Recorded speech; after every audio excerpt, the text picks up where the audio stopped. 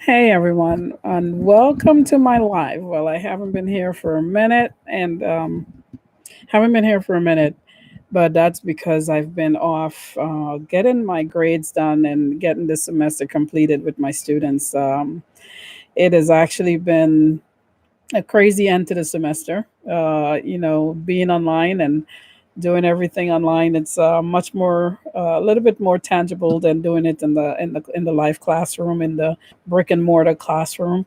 So it was a little bit of a challenge for many of the students as we complete the semester. And of course, you have to be patient and you have to try to walk them through before they go to the next channel and the next channel, which is bringing you into the office with the dean to complain that you didn't do something, or you didn't give them a chance to complete it fairly or something like that. So, it's always a complaint. From students, and even when they're wrong, they believe they're still right. So, it was a bit of a challenge to finish it up, but overall we did pretty well. I say 95% of the students were already on board and they were completing it well. It's always that 5% that is lagging behind, on not sure of this, and bring you into a different classroom in the midst of the afternoon when you're really supposed to just be relaxing, and doing your own thing, and it's not even a lecture night. But it's okay. It didn't work out too bad, and I also appreciate my students a whole lot. So it's easy, when you love what you do, it's easy to really work around it. So it's pretty cool. Anyway, what have I been up to outside of that? So I am a projects person, like I said to you before. So I'm always doing something. I knew that the semester, and today we're here to talk about Motivational Tuesday, by the way. And if you haven't been on my channel before, I am Donette. And primarily, this channel is geared towards me sharing my experience and moving back to South Guyana, South America, which is where I'm from. And of course, I want to bring in other content in terms of education and, just motivating you yourself to move back to the place where you're from, and also anything that is of important subject matter outside of politics and all the other stuff that can take this into a whole new direction. So, for me, it's a really open, educational, motivational platform where I can spew my thoughts on different things outside of the fact that I'm going to be sharing my journey to back to South America with you. Anyways, so what have I been up to? I have been outside of my students. So I am in the. Let me give you an update first of all in the moving process. I have been in contact with my contractor for my program that I told you about, my project that I told you about, which started a couple of weeks ago. I really, really, really am liking the progress. I mean, I had my older brother went up and did a video of what has been done so far, and I absolutely am in love. I am building, by the way. I don't know how many of you know this, but if you don't know it, you should. Well, I didn't know, and I kind of, my cousin warned me because he's my contractor. Um, so he told me that wood was way more expensive than concrete is. But my vision for the bistro that I'm opening up isn't in concrete. Like, I don't see concrete walls, and I don't see the beauty in concrete walls for what I wanted, what I envisioned. And this vision has been in my head for a bit, including my bed and breakfast that I told you about. Well, the bed and breakfast has been circulating in this brain for a minute. I've written it down, and I don't know how many of you have a vision board, by the way, because my thing is always to have a vision board and to write things down. And so about maybe, I think about 5 years ago, almost 5 years ago, I had this vision to do another project, right? And this project that I had no idea what it was going to be. All I knew is that I was in church one day, and God just kind of completed my thoughts on, okay, continue to do your humanitarian work, and I will open the doors towards other things that you want to do. And it's clearly the Spirit spoke to me and said within 5 years. And I kid you not, I don't know how many people, how many of y'all have faith, but I have some strong faith and I believe in prayer. And so I just kind of wrote it down in my Bible. At the back of it there is a little area where, with that space there that I just kind of used up because there are some empty pages there. And so I have a whole bunch of vision written there. And so I wrote that in and I said, okay, 5 years. I honestly did not come back to the thought of what it's going to be. I just kind of let it go because I figured whatever God is going to do, He's going to manifest it to me one day. He's going to show it to me one day. I have no clue. I had no clue. Um, and so another time, this is about a year ago, maybe probably about maybe 11 months ago. This picture landed on my in my, I don't know if it's online or wherever it landed, but anyways, it's via text or social media, me going through something, there was this picture that landed on my screen, phone screen. And I'm like, oh my God, this is what I'm gonna do. And but this picture is actually of someone's the spot that they have is in their backyard. And of course it's a beautiful place. And this is, and then I saw Tyrese. I don't know how many of us know who Tyrese is. Well, we should. Singer actor Tyrese. And I saw his backyard. And he's got an entire little cafe in the back of his backyard. I mean, of course, you're talking about folks with lots of money. They can afford to do this stuff. And I'm like, oh my goodness. But I saw that part afterwards, like what I saw Tyrese's video about 3 months ago.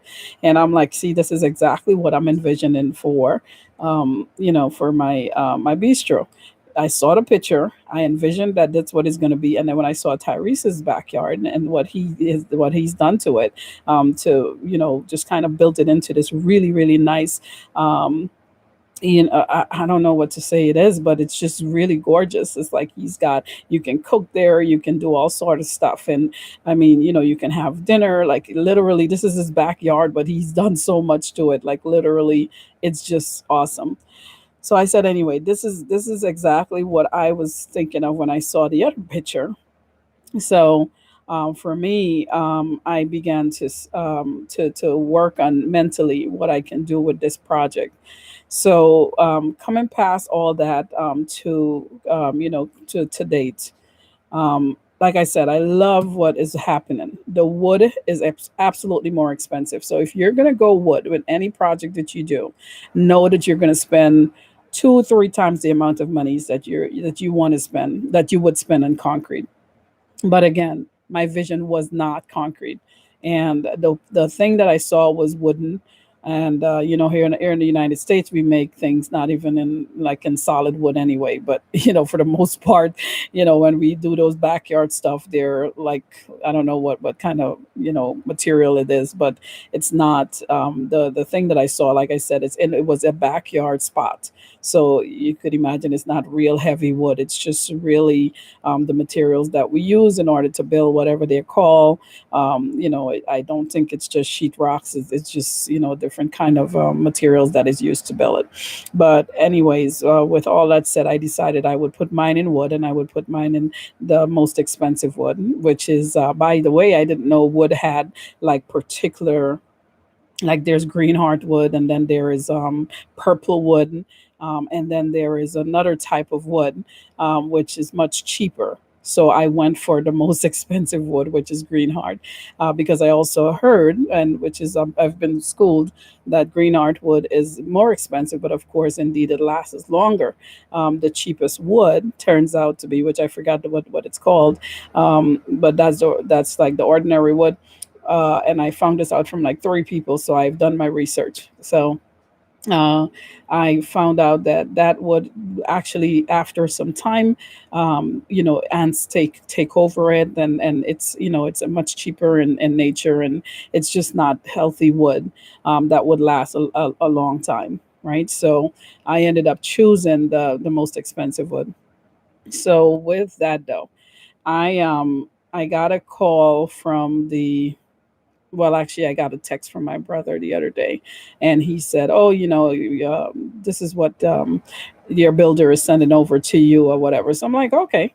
So I looked at it and I'm like, "Okay, I'm not very happy because when he give me the quote, this is another thing. You have to make sure that people that you ask them, is this going to complete the project? Like literally, like I got a quote, and the quote that I got, and which is what I shared with you guys, actually was supposed to what under my um, in terms of my impression is that it was supposed to have completed the project. But I'll tell you how I checked it out, and I realized that okay, he's actually telling, he's not just coming up with something out of left field and telling me that okay, he needs this when he actually doesn't. He actually does need it, and it is going to cost me a little bit more. So what happened was that he had sent me a list, and the list actually came from the contract, well, from my contractor to, and then it was given to the what is it called? The shop that they got it. They get everything from, where they're gonna buy everything from, right? So he went to kind of like a Home Depot, so to speak. So he went to them, and they in turn, of course, put all the price in the correct price, and then all the whatever it is they wrote, that they did an entire list over, and then they sent it to me. Now everything is via WhatsApp. So if you are planning to build back home, if whatever it is that you're doing with people back home, most of us already know that WhatsApp is like the best thing that ever happened for us, Caribbean people or people who live in international. So it ended up having this other list, and I'm like, well, where did this come from? This wasn't said. So I am not the type of person that will come at someone and say, oh, you didn't do this and you didn't say this or whatever. I absolutely am not. I'm very, very methodical about how I operate in business, and I'm very professional. So the first thing I did after I just kind of looked at it and said, oh, this is going to cost me an extra, $3,000. So what I did is I said, all right, so one of the things that you want to do, Donette, is go back to the original list and see the list that he sent. I mean, it's simple, right? It shouldn't be that much different. So I went back to the original list, but that was sent to me from the Home Depot people back in Guyana, whatever they're called, lumberyard. Yeah, that's the what I was looking for. So he went. And Lumberyard sent me this list, and so I went back to my original list and I compared the new list. But when I looked at the two lists, I saw there were certain things that were still there that was on the first list, and but then there were certain things that weren't there. And so what I thought was that, okay, well, we're repeating steps. So I didn't contact my builder, which is my cousin, because I do not want to talk to him until I figure out with the lumberyard what is going on, because I have their direct contact number. I called the wife. The wife said, okay, she was kind of busy. So she, I think, doing some stuff in the city. And so I needed to get back to, she needed to get back to me. She didn't get back to me, but I gave her about a day and a half. She didn't get back to me by that by the noon, the third day or so. I mean, not the first, second day or so. Yeah, about the third day, I decided I was gonna just hit her up and say, hey, well, you didn't get back to me. What's going on? I wanted you to clarify this list. Look at the list. I sent her the first one, which is what she sent me. Then I sent her the second list. And then I even went back and I sent her his list, because he had sent me a list too, which was supposed to correspond exactly with her list. So what I realized though is that she didn't put down everything that he had put down, including the zincs. So the zinc was left off, which is a big sum of money from her list. So that means that her total actually had was short at almost maybe about 1,500 US dollars. That's just with the zinc. And then, of course, the floorboards wasn't included as well, and something else that was, oh, the sidings as well. So those are major things that were supposed to be included that was not included in the when she did the list, and she should have done it because he had done it. So his list included it. And so that's why when I went back and I looked at the numbers that he gave me, and then I looked at the numbers that she sent, it was way less than his numbers, because of the fact that when I looked at it again, I said, oh, that's why it was as it was at least $300,000 less. It was $300,000. This is Guyanese money, of course. $300,000 less because she did not include all those major things, and I don't know why she did that. Because she should have done the list exactly as he had done his list, because he knew what it is that he needed as the contractor. So he did the right thing, right, with his team, but she just didn't subtracted all those things. And so when I got her list, I assumed that all she did is rewrote what he did, because that would make sense, right? I mean, tell me if I'm wrong here. So I'm like, okay, forget about it. Anyway, I called her husband, spoke to her husband, and he walked me through. But even then, I said, no, there's something wrong, because this shouldn't be.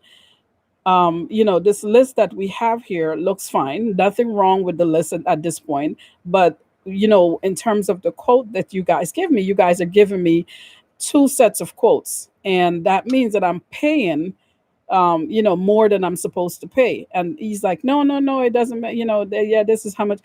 And then I realized, I said, you know what, do me a favor, because strategically you're thinking, okay, how do I straighten this out? Because maybe I'm wrong. I don't want to be wrong. And of course, I'm very patient, and I'm talking to him very professionally. He's also very nice, a very nice man, very businesslike, and so the conversation went really, really smooth. And that's important, because we don't want to start heightening our voices or accusing people or saying this and that.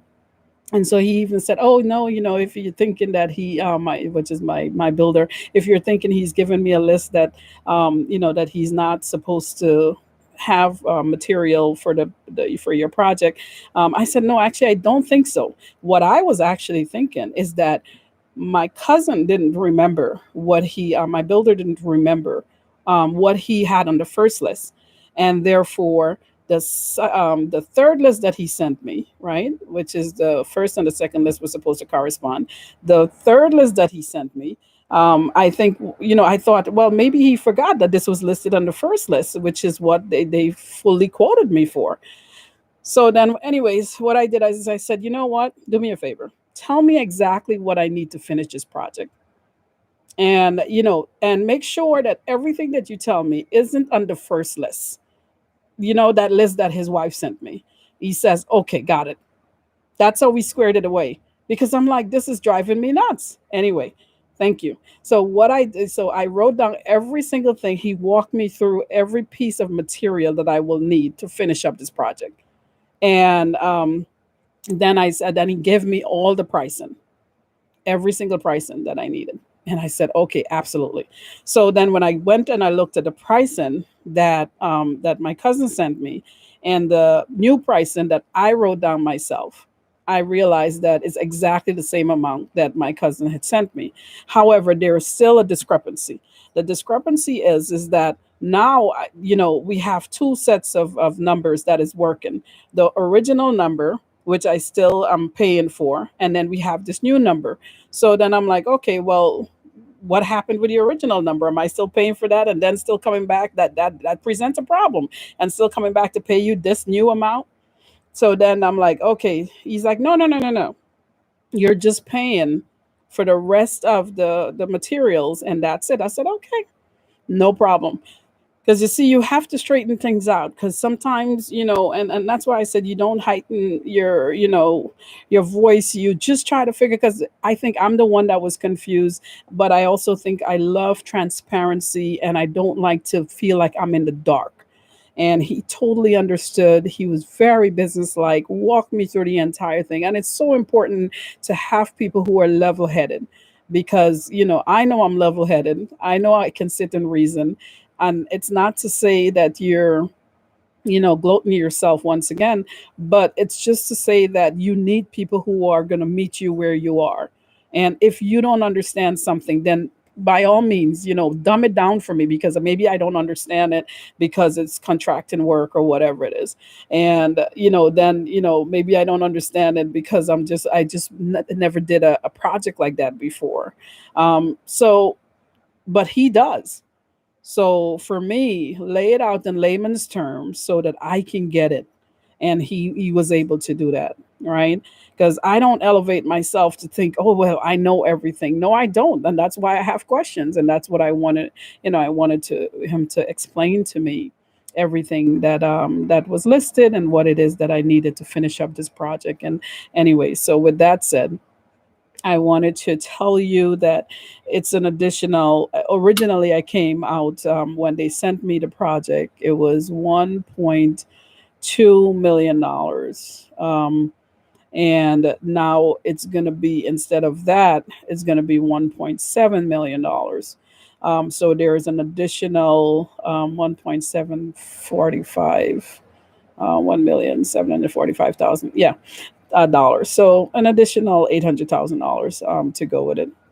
So, um, what I want to say is, and with that, like I said, there isn't extra that is being charged. It's just that things were left off, and that's why it's important. Now you have to remember, I am coming from a place. When I say that, I mean, like, literally, I'm coming from a place where I've never built anything before. Like, literally, I mean, my house in Georgia was built for me. I didn't sit there and look at the contractors and said, oh, do this, do that, whatever it is. They built it and then I bought it after, so I'm not, this expert at this. So literally, I'm going into this with um the ability to think things through, theoretically, and then also to understand that I have limitations in this matter, in this particular matter, and that don't be afraid to ask the questions, because you may feel this or that, and also don't accuse people of something because you really don't know. Just ask the right questions, and the answers will oftentimes be provided for you. So that was important, that I have people who will explain things to me, because I don't want to. I can analyze all the other stuff, but I don't want to be in the dark about things that I don't know. And the thing about it is that if you don't know that you don't know, then it's hard to figure out what questions to ask. Like, I couldn't have figured out that floorboards wasn't there, um, or whatever it is wasn't there, because I don't know the verbiage for that particular thing. I don't know the verbiage for maybe other things that he was doing, and like two other things. And so therefore, when I looked at it, and I'm like, floorboards, oh, that's the bottom, okay, and then the sidings, okay, well, that makes sense, right? But if he doesn't say it to me, or if someone doesn't really, if he didn't mention that it was missing, then I wouldn't know that it was missing. So, but once again, it wasn't his fault. He had put it on the first list, because now I went back with a spectacle and started looking at every single thing and trying to understand what every single word meant. And so I'm like, oh, okay, I don't see zinc on her list. Okay, I don't see this. And these are major, major things that were missing. And they shouldn't have been missing from her list, like I said, because the first his list actually had those things. And that also explained why it is that his numbers were different from her numbers, because his numbers had at least about maybe $300,000 more to it. So when she sent me her list and I saw it, I said, "Oh, okay. Well, it's less than he said, and maybe he thought the pricing was a certain amount, and then she just corrected it, right?" So that was my assumption, not analyzing that there were things missing. Anyways, very important to just make sure that you're really, really assessing every single thing, and that you're staying on top of your project, and that you're asking for explanations, and that you're working with people who understand what it is that you need, or they understand your limitations, and also your ability to be able to ask questions, or to ask, is there anything that I don't know, that I'm not, or that I'm not asking you, and that I really need to know. Just be upfront, because that way you can get the information that you really need. um, so that is pretty much where that is, but the project looks good, guys. I am very, very elated to know that they're almost, let me see, they were at stage one, two, I believe, with the zinc and the sidings and the floorboard, it will be completely completed, like literally completed. Completely completed. All right, so whatever. Okay, double speaking here. So anyway, So but you understand what I'm saying. So it'll be completed by and he of course has to still be paid the rest of his money, because when oh that's something that I should also talk to you about. The initial he never changed his numbers, which was good. So he didn't come to me and say, oh well, more things are needed, therefore you have to pay more. Nope, he quoted me a particular price, and that's the price. Well, if that had happened, we would have been going at it. But no, no, no, that didn't happen. So that was a good thing. Um, so he his original price. So I had sent half the money up front so that he can do the work, begin the work. And we agreed that when he's done, he will get the other half of the money. And that's exactly what I'm going to stick to. At one point I was thinking maybe I should give a little bit in between somewhere, but I'm like, no, you don't go away from your original plan, and you don't go away from the original contract that you have already set in place. I just, we will just go all the way to the end of the project. And once he's done, I'm going to send him his other half of his pay, of course, so he can pay his workmen as well. Now, in terms of how much he charged, I think it's about maybe 4,000, 3,600, $700 US dollars for the project. So I sent him half that amount, which is about $1,800 up front. But you also know that the project isn't a big project either. Like, it's not this, but the way he did it, like literally so far, I mean, I'm pretty impressed. So honestly, it looks good. Eventually, I'm gonna be able to show you once it's completed. I'll show you guys what it looks like. And oh, one thing though, the guy that sold me the land, I have to tell you guys to be careful with how people do things. They're so unfaithful. They're so, you know, not credible at times. So first off, he told me the land was 50 by 100, and my cousin measured it, and it turned out that it's 50 by 96. I didn't make a big deal, not a problem. Okay, 96 or 94, I don't remember, something. Anyway, it's a couple of feet smaller than it was supposed to be. I didn't say anything. I left it alone. He goes to my cousin. He's upset that my cousin, well, I'll tell you what's happening, give you the little story. So he comes to my cousin and my builder. And so my builder, he's upset at my builder because of whatever it is about him building. Because I looked for the guy. Actually, he was away, and I guess in a lot of the Guyanese, they go into the interior to work. So he was away. So the person I bought the land from. So he, I looked for him like over 3 months before I started the project. Went through his mom, went through his, I asked my brother to locate the mom of his children. I text her, she didn't text me back. Come to find out, I guess there's some sort of breakup situation. That's why maybe she wasn't texting me back. He doesn't answer. His uncle is trying to get hold of him. Finally, he comes out of the interior. And he comes to my builder and he's saying to him, well, you weren't supposed to start here or whatever it is. What? Anyways, then he calls me up. Well, I told my builder, I said, my builder told me about the situation, and the two of them went at it for a minute.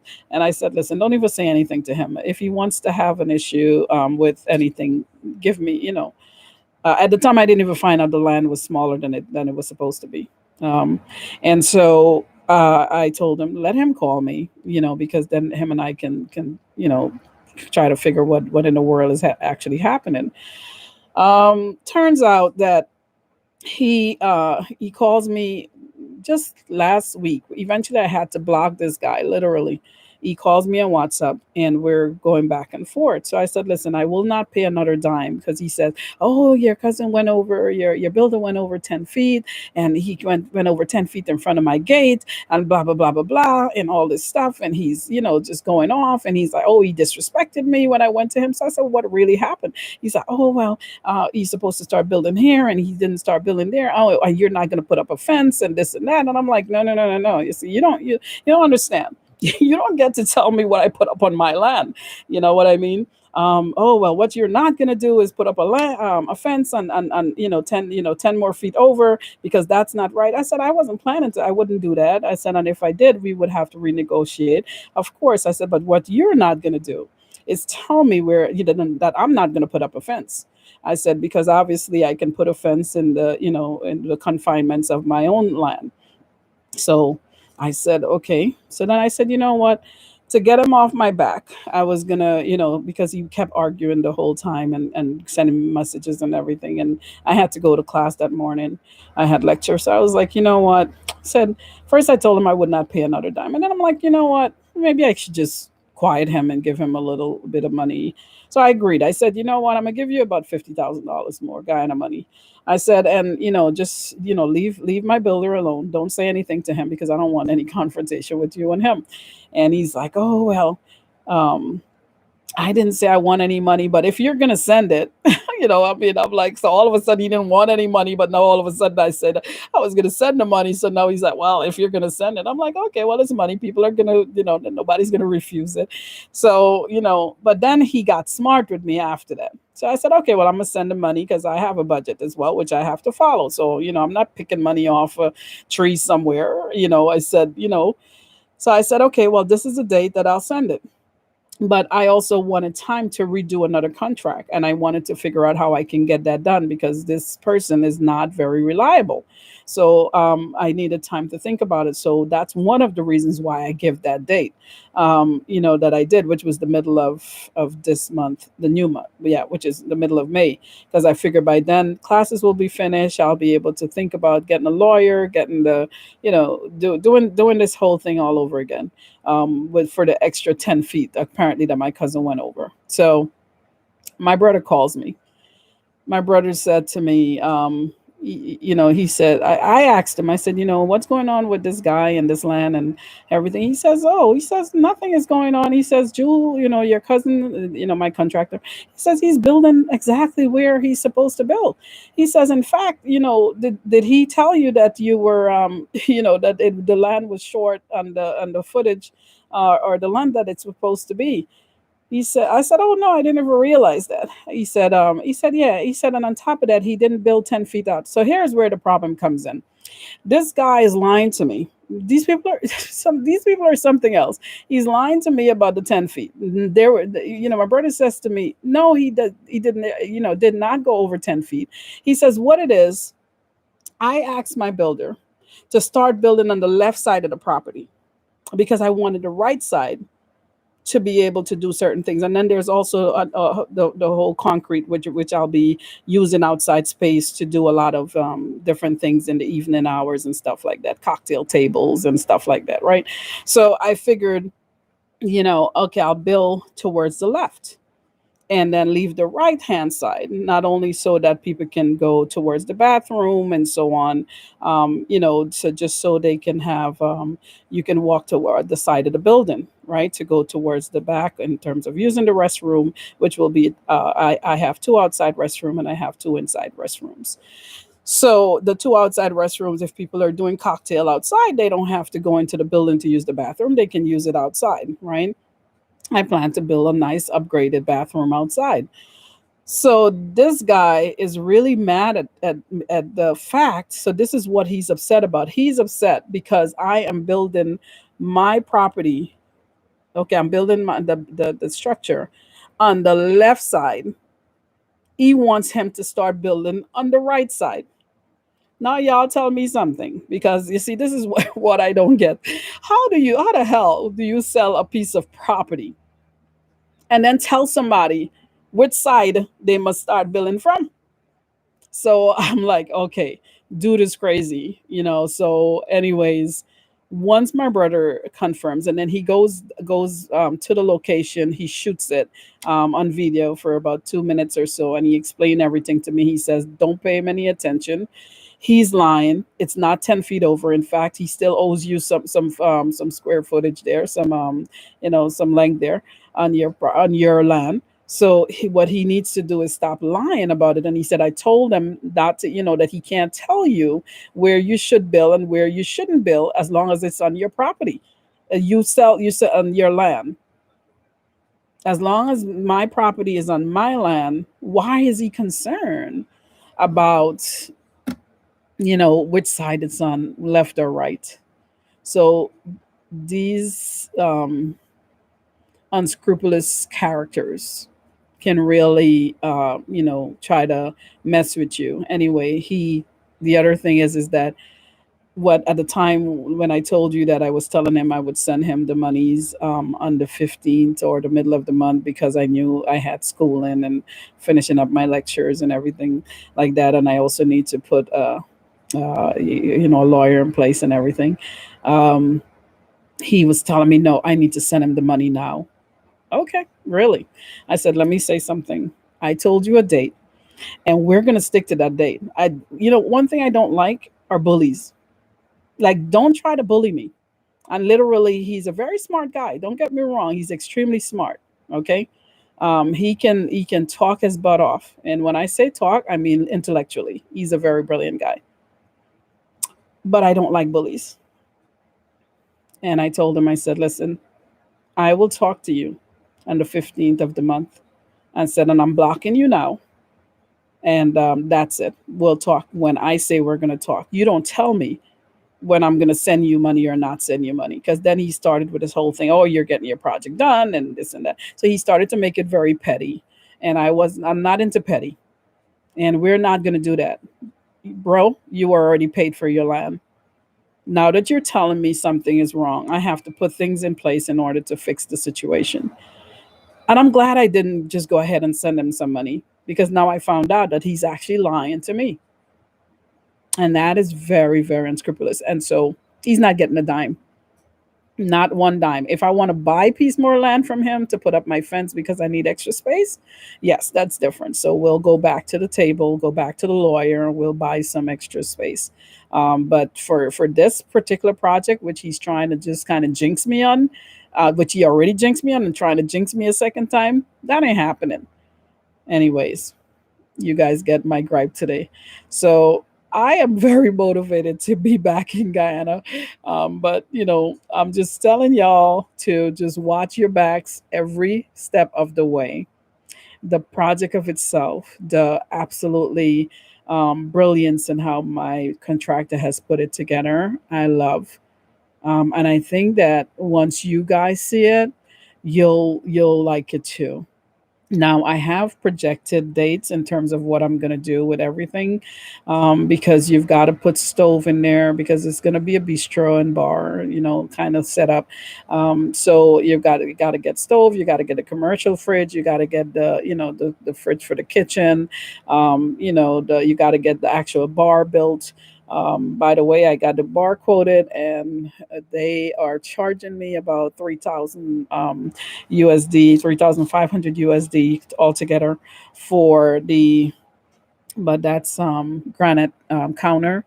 And I do want that because I want it to be a little, I want it, it's a little bit fancy kind of thing that I want. So I didn't want it to be just it's just the decor in me. Like I'm a real decorator. Like literally, I live and breathe decorations. So I want to always have like nice things, and I want my customers to experience that as well. And so I want the granite countertop, even though someone would say, "Oh, you can go cheaper." I'm like, nah, I'm not feeling that cheap look. So anyway, I decided that I'm gonna go towards the granite countertop, but the 9 feet, I think 9 by 6 or 9 by. I give them a quote on it. I give them the length on it, so they are when they and it's front and back, so it's not a one piece thing. It's the front where like six or so chairs will be, what do you call it, like where you can pull up and have drinks, so that there are going to be six chairs seated there, countertop chairs, and then there's going to be the back wall, part of it will be counter as well, and so there are two pieces to it, so it's pretty, and of course there's going to be drawers and board I'm sorry, doors and all that stuff to it, so it's not just a slam together kind of counter. It's really something that you would use here in the United States, very upgraded. And these guys they have a workshop, and I followed the wife on Facebook for several years now. And I always love their work. So I'm contracting with them to do my bar. I'm willing to spend the money on it because not only I think their work is really good, but also because of the fact that I think I'm gonna love what I get when they're done. Don't know if I'm gonna polish it or paint it, but I'm gonna see how I feel. So now I'm also weird. A friend of mine and I are also try to decide which color is more would more stimulate people's brains. So I've been researching colors and how it stimulates the mind and stimulates the brain and stimulate the our sexiness and everything like that. So I'm trying to do research in that as well. So because everything needs to be thought out. Now, I also have to I have dates, like I said, to carry in the fridge and all those stuff. And then I have dates in when I'm going to put my doors on. I don't want to put the doors on too early because they're glass doors. And so the last thing I need is someone to go break it because they feel like the building isn't being used and all that stuff because I still haven't decided when I'm going to open up yet. But I think I'm still pushing towards next year, even though I wanted initially to go to do it this year.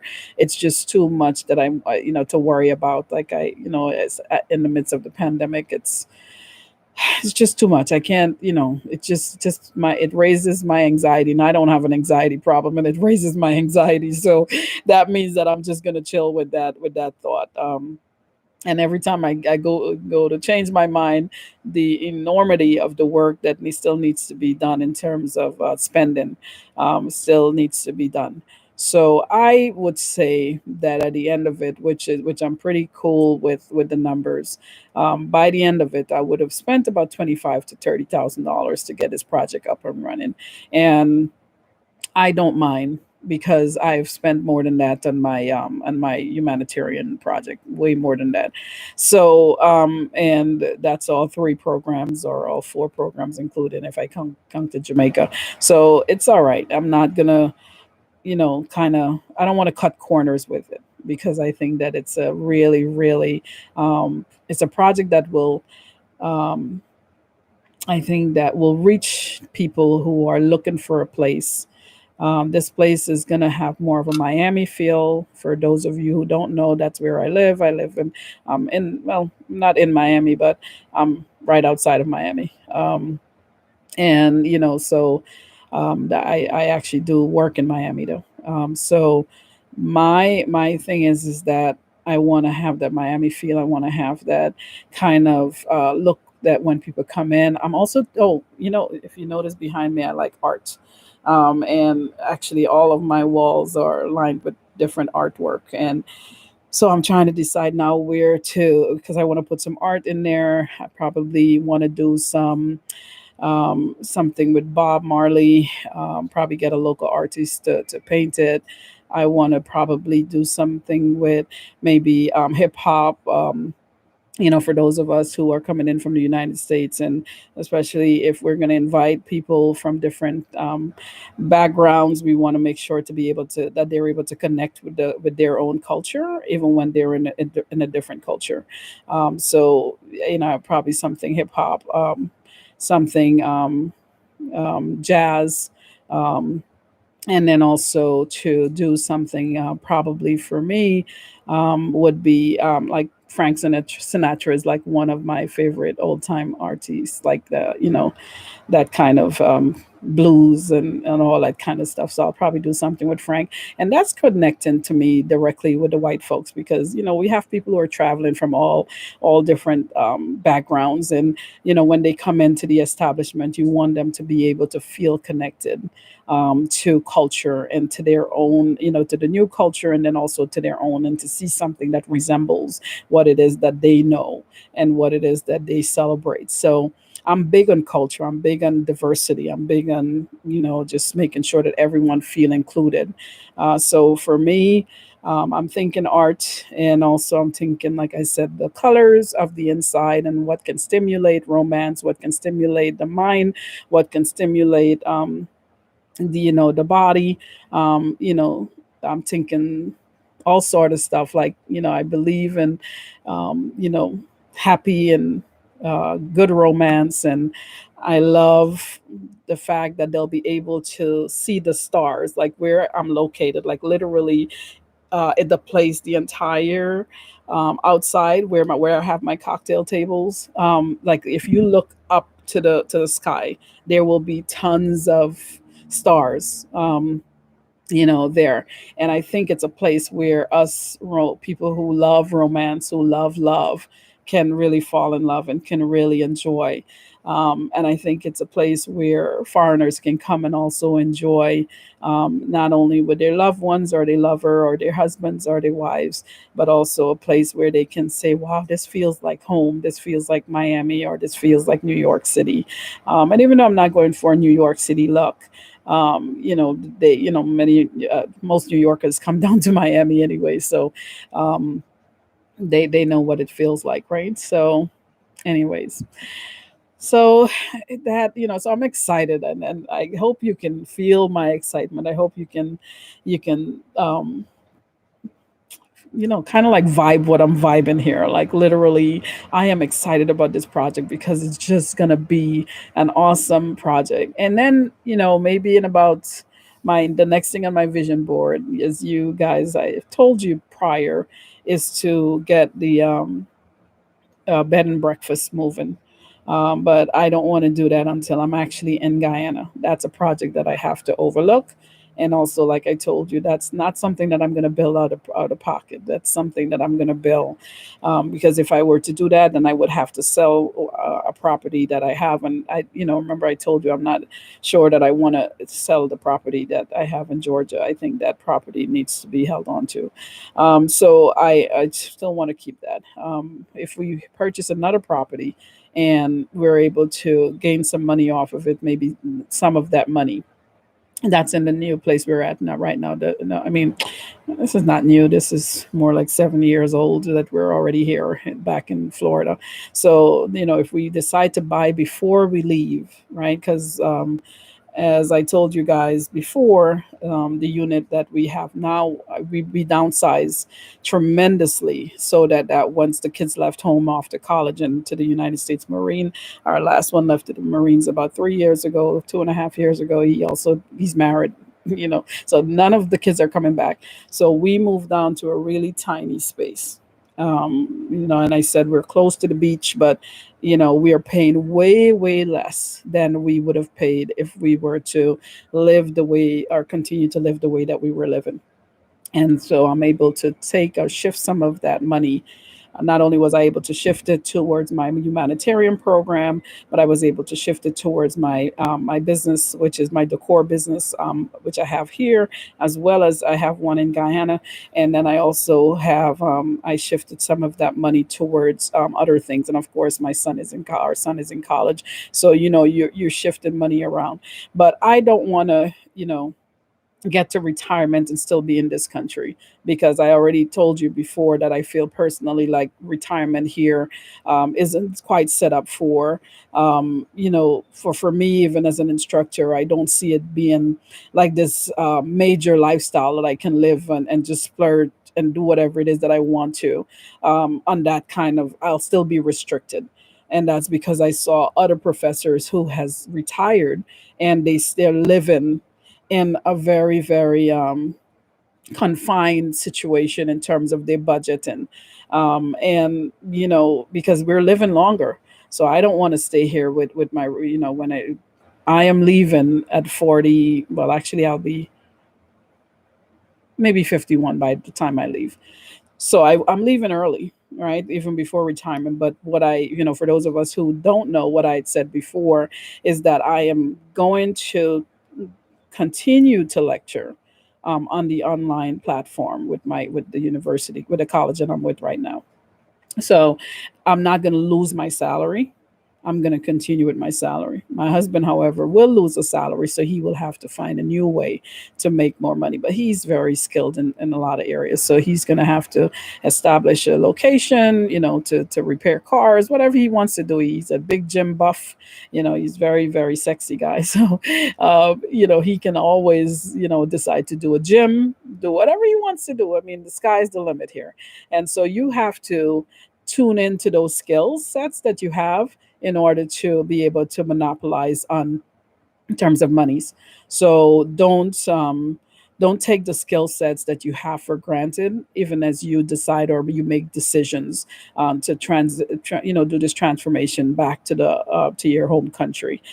For me, that country is Guyana, of course, and so I am using every single skill set that I can. So I'll still be teaching here in the U.S. Will I ever teach in Guyana? I don't know. I mean, I was thinking about doing some work at the university, but I know it's not gonna. I wouldn't be doing it for money. It would be more for just to network and to be able to get my foot in the door with the intellectual community there. But it wouldn't be for. It would certainly wouldn't be for the money. But and then also I was thinking that I can. I want to develop a teachers conference when I'm there, and also start moving towards some encouragement seminars. And that has been long in the making in terms of in my head and on my vision board. So now that I'm trying to move there, or I'm going to move there, this is going to happen. One of the things that I want to do is utilize, because I've got a lot of contacts over here. I mean, in film, I've got contacts, and in news, I've got contacts from the professor, platform. I've got contacts. Like I've got like all these people that are so influential, and I feel like I can use those very, very successful folks that I know over here to begin to drive the kind of like the younger community in Guyana towards even greater success. Into encouragement seminars, like I said, into more, I guess, mentorship, programs, into having teachers conferences, business conferences. I do business conferences all the time for different companies, Black Enterprise Magazine, Essence Magazine, all these places. I've been doing them since my college days. Absolutely love it. So those are the things that I want to do. And that would be for the broader good of Guyana and its young people. I don't think the government does enough. I don't think the government has ever done enough. And I feel like as though our young people need more stimulation. They need to be more market ready, and they're really, really losing ground. And they're coming out of school. It's not to say they're not smart, because these kids are doing well on their CXCs. They're doing well on a lot of things, and so we're blaming them when they get into crime. But what alternative do we have for these kids? If you don't have anything, if you have all these thousands of students that are graduating every year, and all you have is a job to give them at a store, and you're asking them to have all these levels to work at a store job. It's just kind of crazy. So can we actually begin to do something else for the younger generation, which is going to come up next? And can these damn politicians stop stealing the money to put into their families and giving their people, opportunities, and, like the rich getting richer and the poor man getting poorer kind of thing. It's like, it's just sad. Right. And so anyway, I said I wasn't going to talk politics, but that I had to come in because I don't understand what's going on with this government, who don't understand that if you don't provide a platform where these kids can work, of course you're going to have idle minds and idle bodies. And of course they're going to try to, take what they don't have.